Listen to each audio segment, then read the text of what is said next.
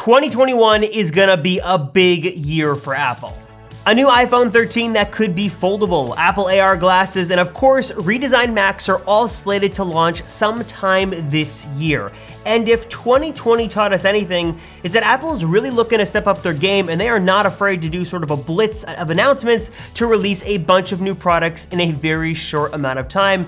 And there is a lot to be excited for this year. So in this video, I'm breaking down the 9 most exciting Apple products set to launch here in 2021. And there's a little something in here for everyone to get excited about.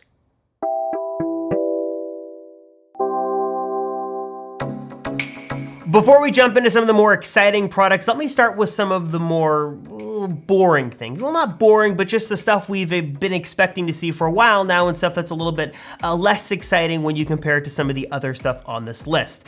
First things first, of course, I'm talking about AirTags. At this point, there is little to be left to the imagination about AirTags. We've seen what's supposed to be its final design. We've even got new images from Jon Prosser that show its little, what looks like it's like pairing animation with it kind of floating around. We know that there's supposed to be accessories for it. We know kind of how it's supposed to work. For some reason, it seems like it's been on the docket to be released for multiple years now and just keeps getting pushed back for some unknown reason. But yes, it is finally supposed to launch sometime in 2021. You've got multiple credible analysts like Ming-Chi Kuo confirming that yes, 2021 is the year that AirTags will launch. This has got to be a definite one, launching hopefully sometime soon.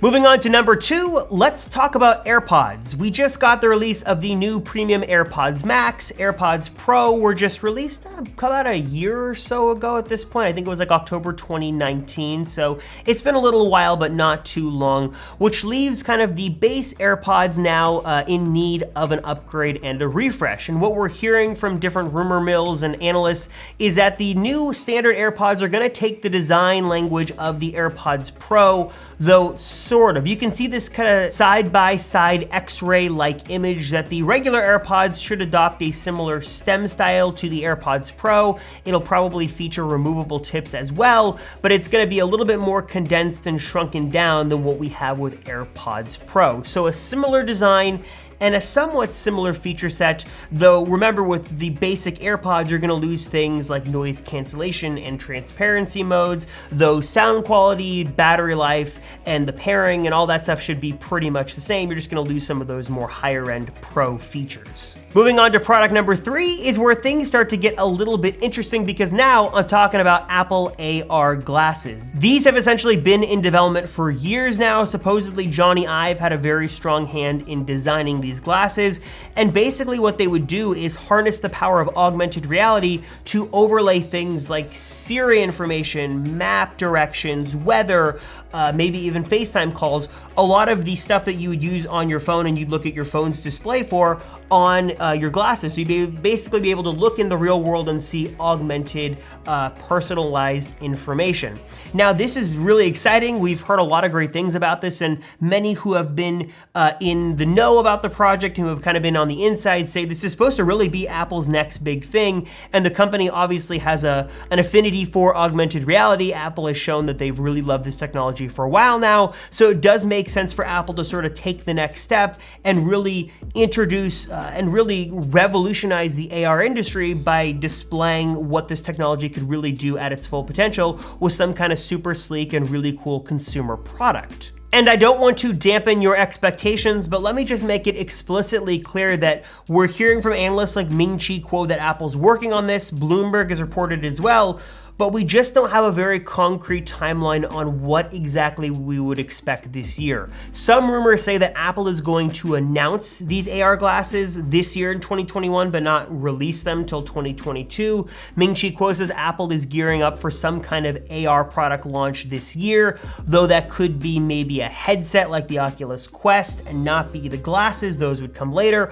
We're not exactly sure when this would launch, though 2021 is definitely in the rumor cycle April as a potential launch year for this new device. Of course, I can't go any further into this list without talking about the next product, and that is of course the iPhone 13. Now we're still a little ways away from this launching sometime in the fall, though there is a growing number of things we know about this phone and some more interesting stuff about what is coming next in terms of the iPhone lineup. So there's kind of two schools of thought here.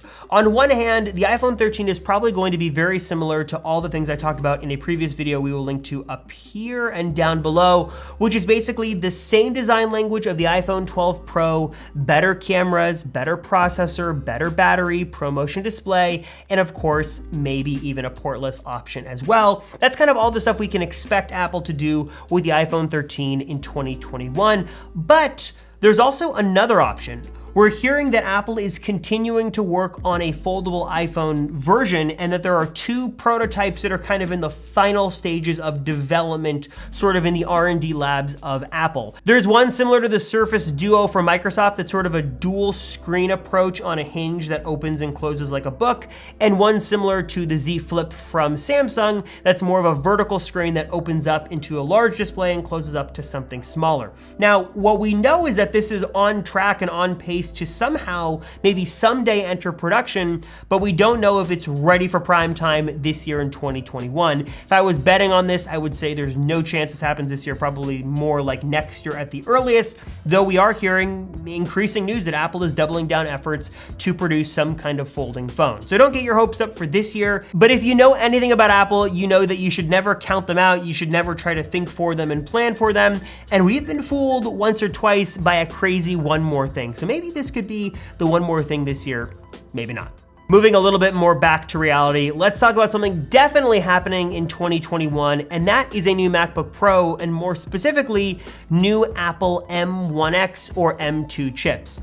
Look, it is no surprise that the Apple M1 chip really blew away everybody's expectations and seems to be kind of dominating the news cycle on just how powerful and efficient and just crazy good these chips are, which makes a lot of us super excited to see what the next version of this chip would be. Whether it's the M1X or the M2, this is supposed to be a more powerful, more of a professional chip geared towards photo and video pros, and has gotten me really excited to see if this is what Apple can do with the base, with the M1, the next version is going to be crazy good. We're expecting this chip to go into something like the 16-inch MacBook Pro that makes the most sense. It's kind of the daily driver for many creative professionals and should really be a really nice complement to this higher end chip. We've also heard some lingering rumors for a while now that Apple could redesign the MacBook Pro, that it would get slimmer bezels, it could possibly get Face ID as well, and putting this new chip into this laptop would be kind of a good time to refresh the looks a little bit. We got obviously a big change to the internals. It'd be nice if the externals got a change as well, though we just don't know if that's going to happen. Apple didn't do any design change to the MacBook Air or the Mac Mini or the 13-inch MacBook Pro, so I'm not going to expect anything crazy, though it wouldn't be out of left field for Apple to introduce a redesigned MacBook Pro with an Apple M2 chip inside. That is expected sometime this year as well. But speaking of redesigns, one product that should have no ifs, ands, or buts about its redesign is, of course, the iMac. Now, to Apple's credit, they just did refresh the iMac lineup a couple of months ago, got some new processors, a nano texture display option, all good stuff, but many regard it to be a stopgap for what is coming this year. We're supposed to see a new M1X or M2 chip-equipped iMac,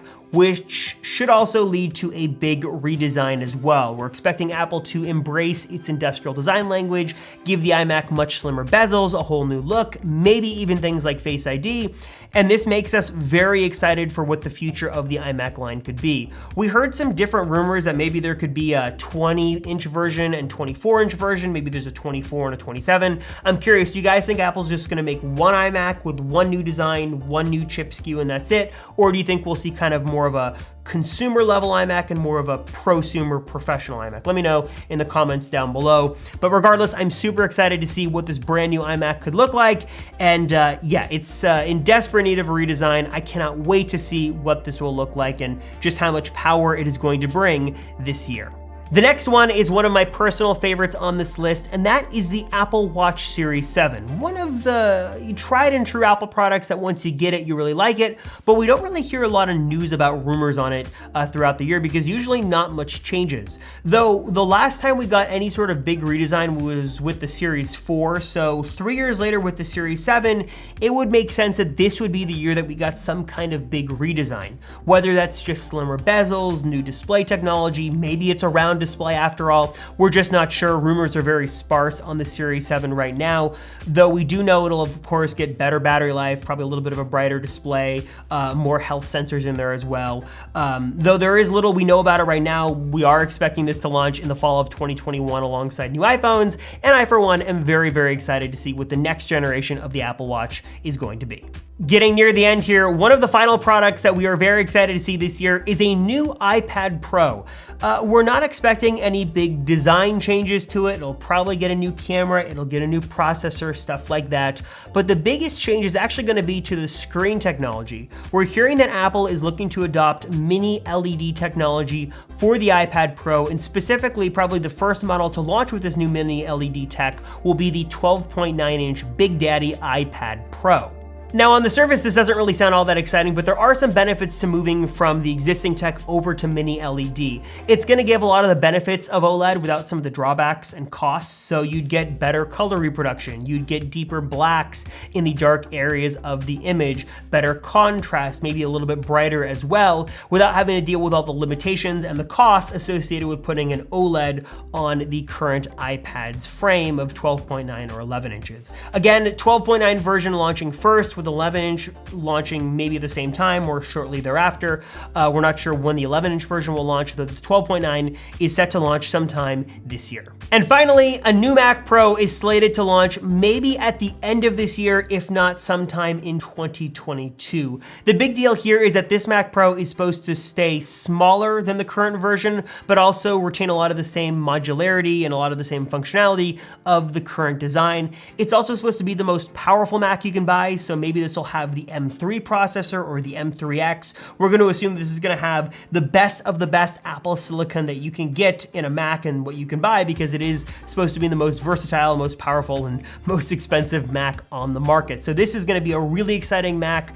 Super excited to see what a smaller Mac Pro could look like, while also being just as powerful, if not more powerful than the current model we have. Though again, this is really going to depend on where Apple falls with their custom silicon. So keep a hesitant eye out for this. Maybe be kind of expecting something at the latter part of the year, but probably more likely this is going to be something we see in 2022.